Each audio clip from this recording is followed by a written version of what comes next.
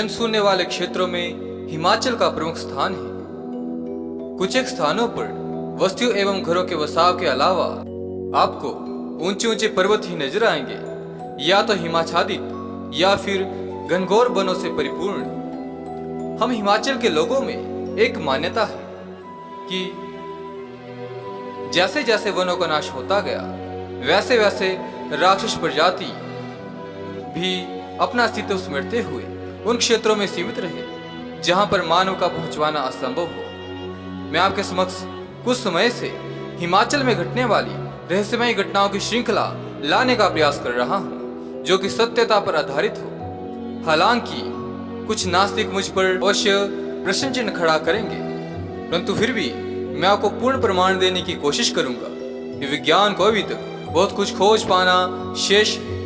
ये स्थान है हिमाचल प्रदेश का जिला चंबा।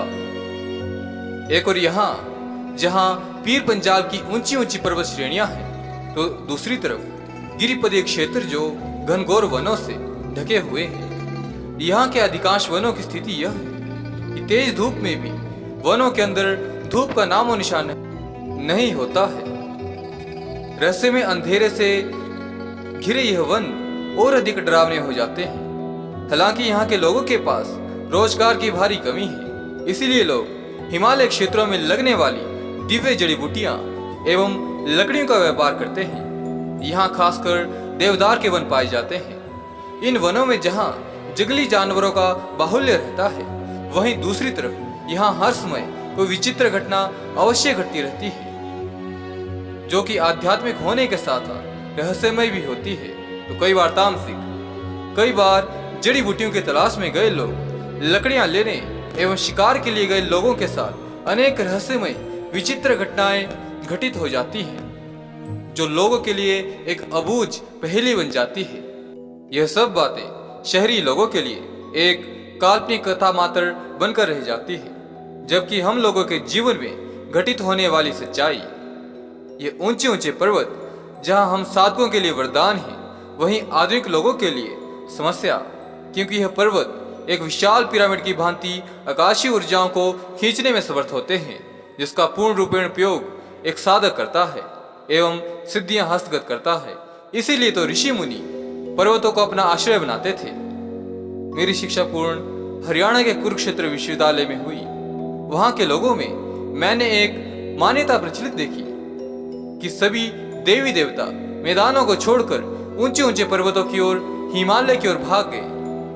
यहाँ देवताओं के द्वारा प्रतिक्षण किए जाने वाले चमत्कारों को देखकर तो इन तथ्यों में सत्यता मालूम पड़ती है, परंतु यहाँ देवताओं के साथ साथ राक्षसों का भी बसेरा है। यदि यह तथ्य मैं आपसे कहूँ तो आपको अवश्य हैरानी होगी। हाँ, विज्ञान को मानने वाले इन्हें यति अवश्य कह सकते हैं। यह जो घटना मैं आपके समक्ष लाया हूँ, यह मेरे पूज्य दादाजी के समय की आंखों देखी घटना है। खैर, श्री हरि ने अबू ने अपने परम धाम बुला लिया है। मेरे गांव से लगभग 7 किलोमीटर की दूरी पर एक गांव स्थित है, जहां आज भी बड़ी अल्प जनसंख्या मालूम पड़ती है। उसमें वहां एक परिवार रहता था। उस परिवार का एक नौजवान लड़का बल और शरीर से पुष्ट अपने पिता की आज्ञा से नए घर के निर्माण के लिए लकड़ी की पूर्ति करने हेतु लकड़ी काटने के लिए वन की ओर प्रस्थान करता है। गांव के लोग जंगली जानवरों के बीच रहने के आदी हैं। समस्या पड़ने पर अपना बचाव करना भी भली भांति जानते हैं। वह लड़का लकड़ी काटने के लिए एक काला वन में प्रवेश कर जाता है। वहां पहुंचकर एक वो पेड़ का चुनाव कर उसे कुल्हाड़ी से काटकर नीचे गिरा देता है और उसके अवांछनीय भाग हटाकर उसे उठाने योग्य बनाने हेतु छानी की सहायता से उसके 2 भाग करने के प्रयास में लग पड़ा। अभी सूर्य ढलने के साथ साथ सांझ का समय भी हो गया था। तभी उसे वनों के भीतर से अजीबोगरीब चिल्लाने की आवाजें सुनाई देने लगी। धीरे धीरे वह आवाज उसके नजदीक आती हुई मालूम पड़ने लगी, पर घनघोर वन होने के कारण दूर तक दृष्टि डालना एक असंभव सा कार्य प्रतीत हो रहा था। वह थोड़ा भयभीत अवश्य हुआ। हालांकि जो इस प्रकार के वनों में जाते हैं वह उस प्रकार की घटनाओं के आदी होते हैं, उनके लिए यह नई बात नहीं। तभी उसने देखा कि एक काफी लंबी चौड़ी औरत, जिसका चेहरा देखने में काफी भयानक प्रतीत हो रहा था, शरीर पर एक भी वस्त्र नहीं, जबकि दांतों का झुकाव बाहर की ओर था और हाथों एवं पैरों के नाखून काफी लंबे थे। उस औरत ने गरजते हुए कहा कि तू अब मेरा भोजन है। काफी दिनों से मुझे भोजन प्राप्त नहीं हुआ है। अब मैं अपनी क्षुधा को शांत करना चाहती हूँ। जैसे ही वह उसे खाने के लिए प्रयासरत होने लगी, तब उस लड़के ने उसे अपनी बातों के जाल में उलझाने का प्रयास करने लगा।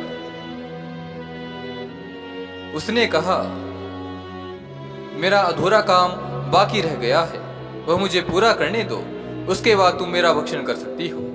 इसके बाद वह औरत इस बात को मान गई। अब उस लड़के ने उस राक्षसी से कहा, यदि तुम अपना भोजन जल्दी करना चाहती हो, तुम मेरे काम में कुछ हाथ बटा दो।